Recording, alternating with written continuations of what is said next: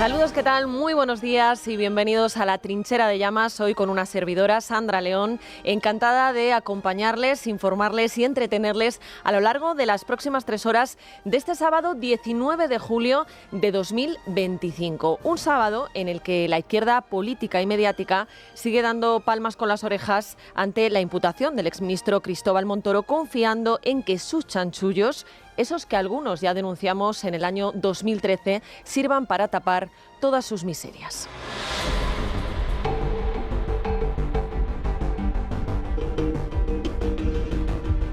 Luis Fernando Quintero, buenos días. Muy buenos días, Federico. Muy buena la información de este fin de semana sobre el equipo económico habitual de Montoro, de Montoro y Asociados. Impresionante las conexiones y cómo se mantiene lo mismo. Como un eurodiputado, Montoro, crea un lobby sin dejar de ser eurodiputado, cobrando de los españoles, para cobrar por otro lado, y luego sigue cobrando. De gabinete, con su hermano. Todos están ahí mezclados, uno es el jefe de gabinete del otro, el otro del uno. Esto que acaban de escuchar obviamente no es de hoy, ni de ayer, ni siquiera de esta semana. Es del 18 de marzo del año 2013. Un día antes, nuestro compañero Luis Fernando Quintero, al que escuchaban hace unos segundos en el repaso de la prensa económica de la mañana de Federico, de hace hoy 11 años y 8 meses, había destapado cómo funcionaba el lobby que en el año 2006 había fundado el exministro bajo el nombre Montoro y Asociados y que 2 años después había pasado a llamarse Equipo Económico. En él, tal y como denunciaba Quintero, se encontraban antiguos secretarios de Estado, jefes de gabinete, directores y subdirectores generales de Hacienda. A partir de ahí, Libertad Digital seguiría denunciando todas y cada una de las andanzas del exministro y de este vergonzoso lobby, una tarea a la que luego se irían sumando progresivamente otros medios. Precisamente por eso no van a encontrar en esta casa a nadie que minimice ni un ápice su imputación. Ahora bien, lo que tampoco van a encontrar es a quien utilice esto para minimizar la avalancha de escándalos que solo esta semana, no hace falta ni siquiera irse más allá, ha protagonizado el gobierno de Pedro Sánchez. Presten atención. Lunes, el mismo gobierno que decía esto. Nunca, en ningún momento, se ha planteado que el Partido Socialista o el Gobierno comparta la cesión del 100% de tributo ni a esta ni a ninguna otra comunidad autónoma.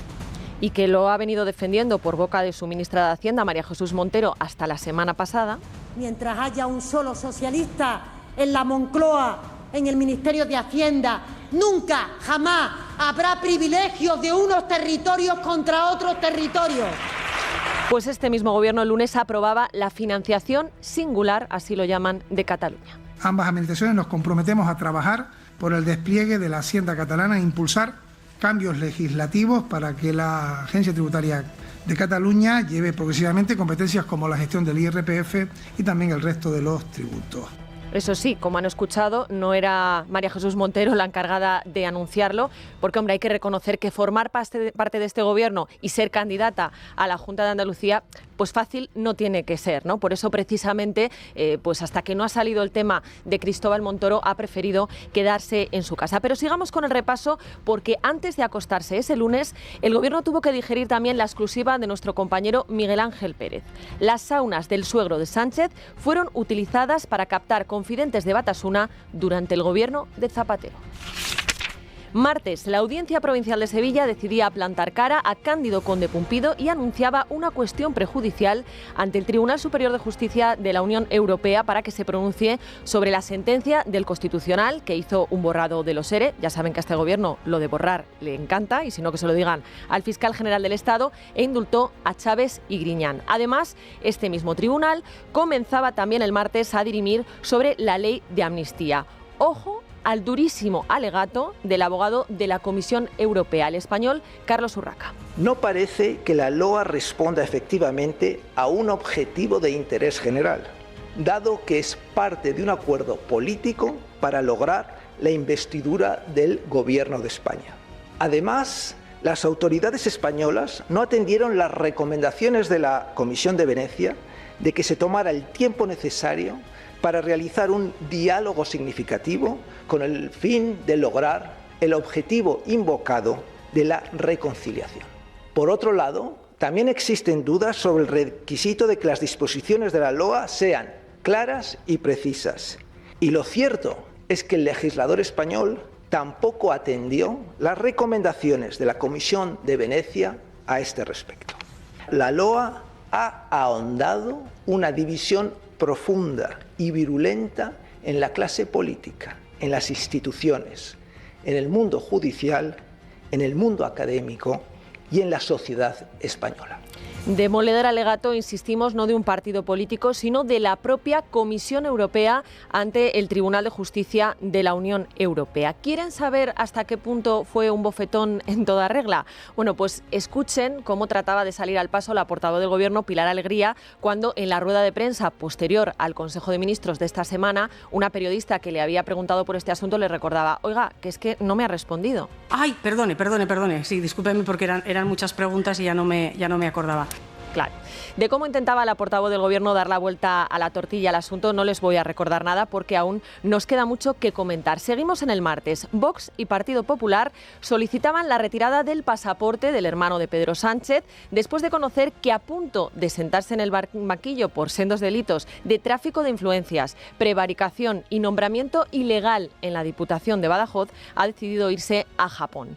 Además, el secretario de la Mesa de Contratación del túnel de Belate, la obra clave de la trama de Santos Cerdán, destapaba en el Senado que aquella fue una adjudicación viciada, que desde el principio había rumores de que se la iban a dar a Acciona y a Servinávar, y que mientras que a él le castigaron destinándole a una nave por denunciar irregularidades, al presidente de la mesa, que dijo que sí a todo y no puso ninguna pega, le premiaron alargando su edad de jubilación hasta los 73 años en un hecho insólito. Miércoles, ante el requerimiento de los investigadores, que solo hallaron en las cuentas de Ábalos 80.000 euros remitidos por el Congreso, la Cámara Baja confirmaba que entre 2014 y 2024 pagó al exministro un total de 751.000 euros. 751.000 euros. ¿Qué pasó con el resto? Bueno, además, el juzgado número 2 de Plaza de Castilla abría diligencias contra la fontanera del PSOE, contra Leire Díez, por un presunto delito de tráfico de influencias. Y para terminar el día, Miguel Ángel Pérez desvelaba en Libertad Digital que Villarejo alertó en el año 2014 sobre la posible existencia de copias descontroladas de los vídeos que se grababan en el prostíbulo del suegro, o en los prostíbulos, mejor dicho, del suegro de Pedro Sánchez. Y menos mal que esa misma tarde llegaba la imputación de Montoro, porque este asunto de las saunas todavía nos dejaría más titulares. Exclusiva de nuevo, jueves, de Miguel Ángel Pérez. Sánchez usó grabaciones en la sauna Dan de 2 altos cargos socialistas con las iniciales JB para ascender. Se refería a Villarejo a 2 exministros de Zapatero. Hagan sus quinielas, pero vamos, blanco y en botella. Pero seguimos. El Gobierno, que por boca de Óscar Puente decía esto cuando Aldama presentó en los tribunales las pruebas de cómo la trama de Ábalos y Cerdán subrayaba las obras amañadas. Lo que he podido ver, no he podido ver mucho, es un boletín oficial del Estado, un anexo de inversiones subrayado. Es decir, la prueba como tal, pues realmente tiene poco valor. Papelucos, decía. Bueno, pues Óscar Puente y el Gobierno se tenía que tragar también el jueves que el Supremo respaldase la decisión del juez Leopoldo Puente de investigar las obras señaladas por Aldama. Además, ese mismo día, una exjefa de Traxa, la empresa que enchufó a Jessica Rodríguez, confirmaba en la Audiencia Nacional que, tal y como ya había denunciado en el Senado, cuando alertó de posibles irregularidades desde la presidencia de Adif, lo que le pidieron es que dejase de molestar a la sobrina del ministro. Yo, como responsable técnico de proyecto, empiezo a tener un problema con una trabajadora, empiezo a ver que la trabajadora no ficha, empiezo a ver que se me escaquea y que no tengo control sobre ella, y se lo digo a mi gerente y no hace nada. Para colmo, el cliente lo que hace es decirme que la deje en paz y se me sigue diciendo que mire para otro lado y que haga la vista gorda. Pues claro, señora Barbancho. Y hice las maletas y me fui, señoría. Hice las maletas y me fui. En fin, por cierto que unas horas antes, así como que no quiere la cosa, nos enteramos de que Adif acababa de destituir a Juan Pablo Villanueva, el que fuera mano derecha de Isabel Pardo de Vera, por entonces presidenta de Adif, que por cierto este lunes tendrá que comparecer ante la justicia. Un personaje, Villanueva, que había participado en la contratación de Jessica Rodríguez, en la del hermano de Koldo y además en varios contratos de obra pública bajo sospecha. Ellos sabrán por qué le destituyen ahora, ¿no? Pero como este gobierno no se priva de ningún tipo de escándalo, el jueves todavía nos quedaba otro más. En clave económica, la Unión Europea expedientaba a España por sus maniobras para frenar la OPA del BBVA al Banco Sabadell. Y viernes, menos mal que ya se terminaba la semana porque si no al gobierno le da algo. Titular de última hora de la tarde de ayer. El Congreso de Estados Unidos pide revisar el envío de datos sensibles a España tras entregar interior a la China Huawei, qué casualidad, los servidores para las escuchas de la UCO.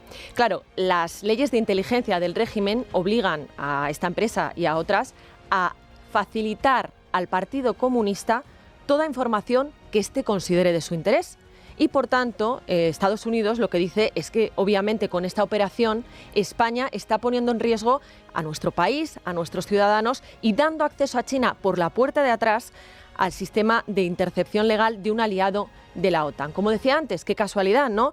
China, Zapatero, en fin, luego hablaremos de este asunto en la tertulia. Pero además, este viernes la OCDE, la Organización para la Cooperación y el Desarrollo, situaba a España entre los países más corruptos y el que más ha empeorado en 5 años, pasando del puesto 23 al 14.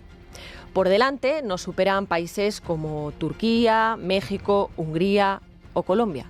Sí, esa es la liga en la que nos movemos. Y ojo, porque si nos fijamos en lo que ha sucedido desde 2019, que es el primer año que Pedro Sánchez gobernó de forma completa, España ha empeorado un 178%. Un 178%. Ahí es nada.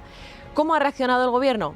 Bueno, pues no pasa nada porque siempre nos quedará Cristóbal Montoro, ¿no? Y ese intentar dar la vuelta a la tortilla en el que, como decía antes, los socialistas ya son expertos. Ninguno de los dos partidos se puede comparar a la hora de reaccionar ante la corrupción. Nosotros, el Partido Socialista, cuando ocurre un caso de corrupción, damos la cara, explicamos lo que conocemos del tema, hasta dónde entendemos que se tienen que depurar responsabilidades, exigimos las actas de cargos públicos a estas personas y los expulsamos del partido. Damos la cara, en fin. Si creen que no es posible tener el rostro más duro, atención a la expresión que se permitía utilizar María Jesús Montero. Lo que estamos conociendo estos días a propósito del caso Montoro pone de manifiesto que al Partido Popular le acompaña de forma íntima siempre la corrupción sistémica. Señora Montero, ¿y no es corrupción sistémica tener 2 secretarios de organización imputados por corrupción? ¿Y no es corrupción sistémica tener toda una larga lista de ministros y exministros bajo sospecha?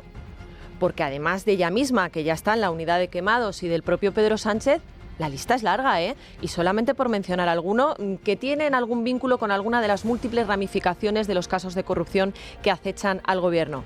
Félix Bolaños, Marlaska, Óscar Puente, Pilar Alegría, Óscar López, Ángel Víctor Torres, Elma Sainz, la Conexión Navarra, Sara Agesen, Teresa Rivera, de las que ya se fueron, Reyes Maroto, Nadia Calviño, y seguro que todavía me dejo alguno. Bueno, y Francina Almengol, que es la presidenta del Congreso de los Diputados y que ya debe estar temblando ante el informe de la UCO que se avecina. Bueno, pues por todo esto, señora Montero, lo de Montoro está muy bien y a nosotros pues no nos puede decir nada porque llevamos desde 2013, como decía al inicio, denunciando todas sus andanzas. 12 años, nada menos, ahí es nada, ¿eh? Pero si pretenden utilizar este asunto, como han utilizado y siguen utilizando el de Torre Pacheco, como cortina de humo, ya le digo una cosa, no cuente con nosotros.